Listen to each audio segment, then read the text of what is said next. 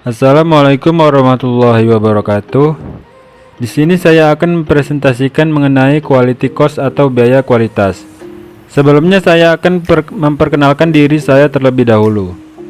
Perkenalkan, nama saya Rio Andriadi dari STE Pembangunan Tanjung Pinang, kelas akuntansi pagi 2 dengan NIM 196220064. Video ini saya buat untuk memenuhi ujian akhir semester dari mata kuliah akuntansi biaya 2 dengan dosen pengampu, yaitu Ibu Charlie Marlinda SE MAK AKCA.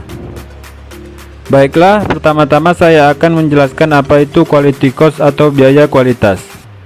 Biaya kualitas adalah semua biaya yang muncul untuk bisa menangani suatu masalah kualitas barang. Umumnya, biaya kualitas ini pun ditangani oleh manajemen kualitas lewat sistem informasi manufaktur. Selain itu, pengukuran kualitas produk yang ada di dalam perusahaan juga umumnya terbagi menjadi 3 komponen, yaitu biaya pencegahan, biaya penilaian, dan juga biaya kegagalan. Dalam hal kegagalan, umumnya akan terbagi menjadi 2 jenis, yaitu kegagalan internal dan kegagalan eksternal. Artinya, perbaikan pada biaya ini diharapkan mampu membuat dan mengirim produk dengan baik dan pelanggan menjadi lebih puas. Jadi, biaya kualitas adalah suatu total biaya yang digunakan untuk mempertahankan kualitas produk, barang, atau jasa, atau untuk memperbaiki produk barang yang cacat.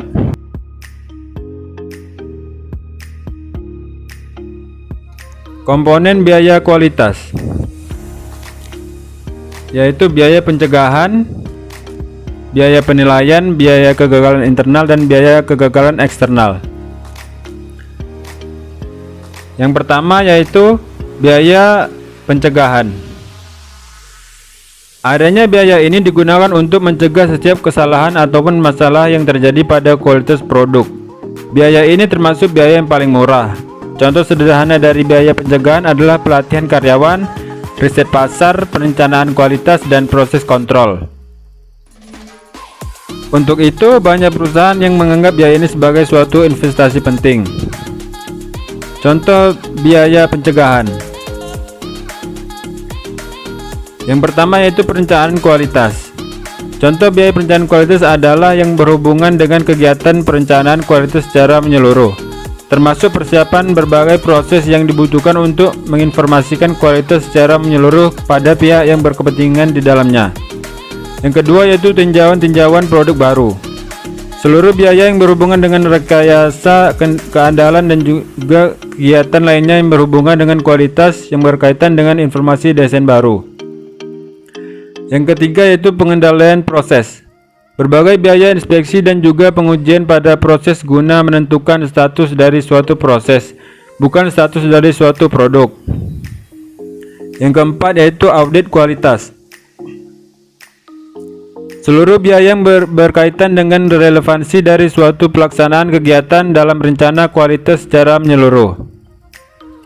Yang kelima yaitu evaluasi kualitas pemasok. Seluruh biaya yang berhubungan dengan evaluasi pada supplier sebelum pemilihan supplier, audit pada setiap kegiatan selama kontrak berlangsung, dan berbagai upaya yang berkaitan dengan supplier.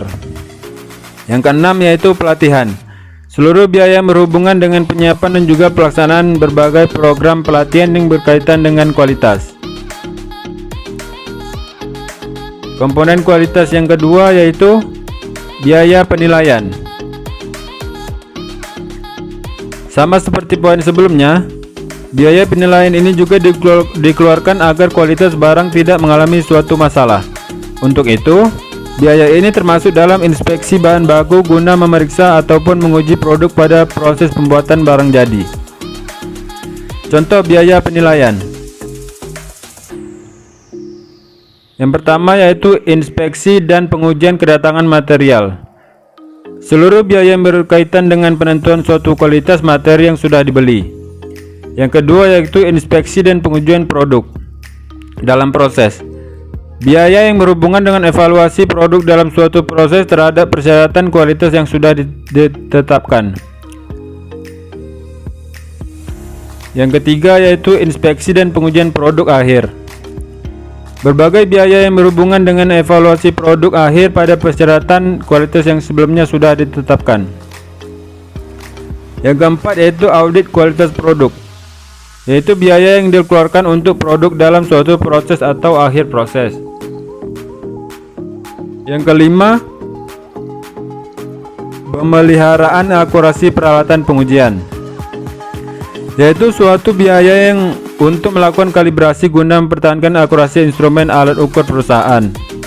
Yang keenam yaitu evaluasi stok, biaya yang dikeluarkan untuk menguji produk dalam penyimpanan untuk menilai kualitasnya. Komponen biaya kualitas yang ketiga yaitu biaya kegagalan internal. Umumnya biaya kegagalan internal ini terjadi bila ada produksi yang cacat. Pada saat itu terjadi, maka biaya ini akan dikeluarkan karena produk tersebut sudah lagi tidak sesuai dengan standar kualitas yang ada. Contoh sederhananya seperti perbaikan pada produk yang rusak, biaya scrap atau downtime sebelum pembeli menerima pesanannya. Contoh biaya kegagalan internal. Yang pertama yaitu scrap. Scrap adalah biaya yang dikeluarkan untuk material, tenaga kerja atau overhead pada produk cacat secara ekonomis dan sudah tidak bisa diperbaiki lagi. Yang kedua yaitu inspeksi ulang dan pengujian ulang. Biaya yang dikeluarkan untuk inspeksi ulang dan juga pengujian ulang produk yang sudah mengalami pengerjaan ulang maupun perbaikan kembali. Yang ketiga yaitu downgrading. Downgrading adalah selisih harga jual dan juga harga beli yang dikurangi dengan alasan kualitas. Yang keempat yaitu avoidable process losses, yaitu berbagai biaya kehilangan yang terjadi walaupun produk tersebut tidaklah cacat. Komponen biaya kualitas yang keempat yaitu biaya kegagalan eksternal.